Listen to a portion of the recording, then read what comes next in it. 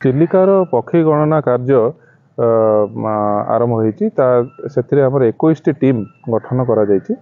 तो 21 टीम को 21 दिग दि जाए 21 पाथ दि जाए जो थे से गति करेंगे और चढ़ई काउंटिंग करेंगे आज पर प्रोसीजर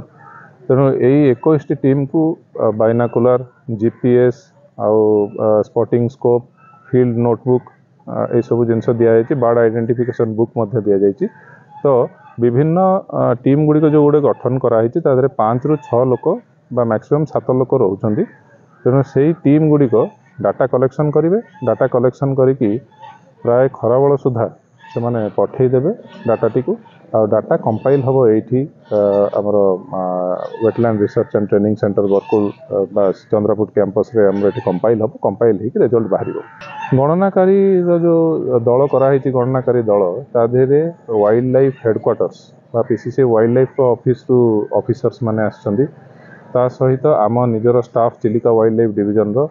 सीडीए रो स्टाफ चिलिका डेवलपमेंट अथॉरिटी रो staff Bombay natural history society रो ऑफिशियल्स